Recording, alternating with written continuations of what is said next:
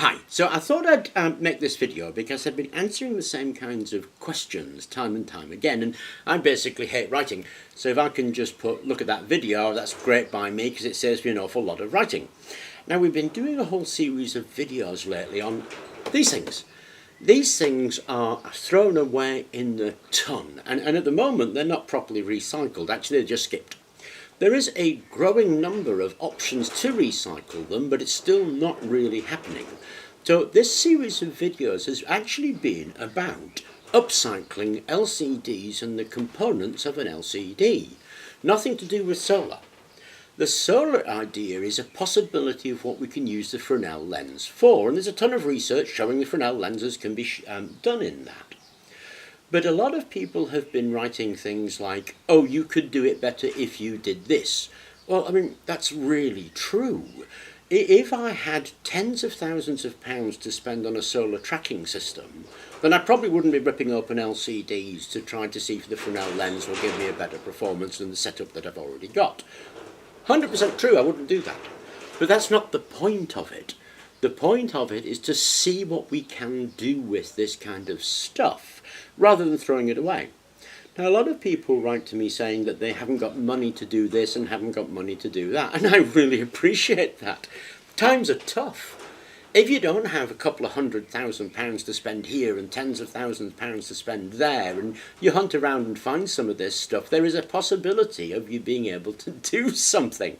And that is one of the really big points of this series, really.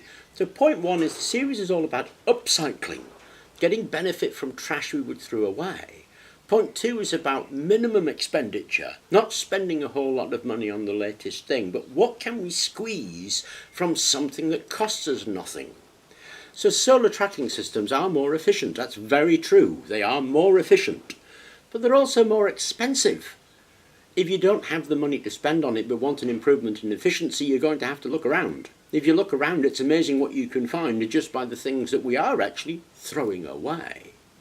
Now, a lot of people have been raising issues, and there's nothing wrong with raising issues. Problems that come with stuff are great. If you can spot them, then it's great to see the problems. Now, I don't want to be rude here, but seeing the problems actually is the really easy bit. Seeing problems everywhere isn't a challenge at all. There's lots of problems with things. Of course there are. There are problems with heating the solar cell if you're reflecting light on it. Of course there is. But there's no real benefit to anybody to point out a problem. Far harder is to point out a solution to the problem. It's great to see a problem.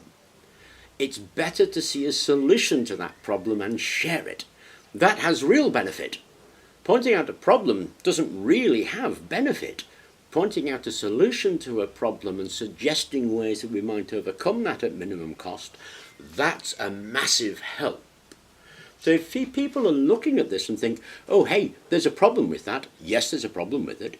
Now, what ideas do you have to solve that problem? And there have been some really great suggestions.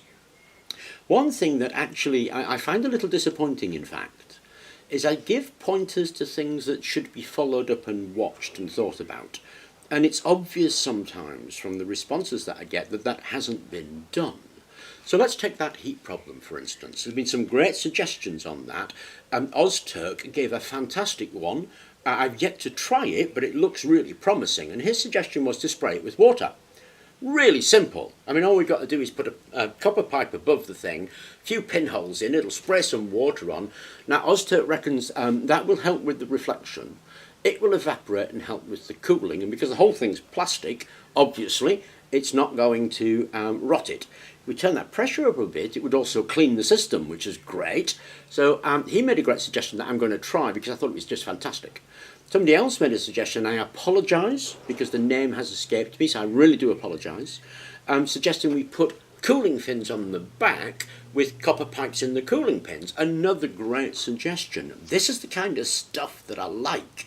This is the sort of stuff that really helps people because you've seen the problem, you've thought about the problem, you've had a look and you've come up with a solution. How can that be anything but marvellous? So please, just to point out the problem is insufficient. Have a think about it. Now, I was talking about how people don't follow up on things. On the video that I referenced for the Canadian guy, and I found his video and I've posted that in the comments section so you can look at it. Of course he thought about the heat problem. Of course he did. Everybody thinks about the heat problem because it's a known problem. And what he did was he took one of those Fresnel lenses and he bent it over the solar cell, measured the temperature inside with the bend over it, and of course the temperature was massively reduced inside the solar cell setup, but it also reduced the power. But the temperature was reduced by about 50% and the power reduced was about 10%. Fantastic solution, because we've got a lot of Fresnel lenses, so we cut a couple of slats either side, slat at the bottom, wind one around it, and we have our solution. Somebody else said that a problem was it gets dirty. Well, yes, it will get dirty. All solar cells get dirty. In the Atacama Desert, where they have a massive solar cell, they pay people to go around with brushes and brush them off every day because they get dirty. It's not enough to point that out. How would you cure that? Now, Ozturk's suggestion is a great suggestion because, of course, the spray would wash the cell and the Fresnel lens clean. Two solutions in one. How can you lose on something like that? The Canadian guy's solution of putting the tent over it, well, you put a tent over it, a little cap top and bottom, you're not going to get any much in the way of dirt in there, so it's a brilliant solution. So when you're thinking about problems with things, fantastic. And please do share them.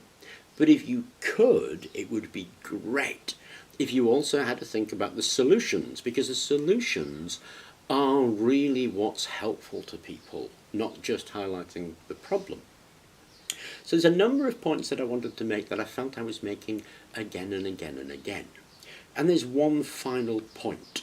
Not only are we looking for things that to do with upcycling this thing, and so a lot of the projects are actually about that and not about what they appear to be titled on, there is that idea that experimentation for the sake of experimentation has value in itself. And it does. If you sit and do nothing, you will discover nothing. That's absolutely guaranteed. If you experiment, there is no guarantee you will discover something. That's perfectly true. But you have a higher likelihood of discovering something. You have a chance of discovering something. If you do nothing, you're guaranteed to discover nothing. So experimentation and giving things a go just has value in itself. It gets that old grey matter working. It gets you going down lines you don't even know you're going to go down once you begin to go down them. It really just has intrinsic value just to experiment. Anyway, I thought I would say those things because, like I say, I have been typing this a lot and I thought it had value to say it. So I hope it was of interest and thank you very much for watching.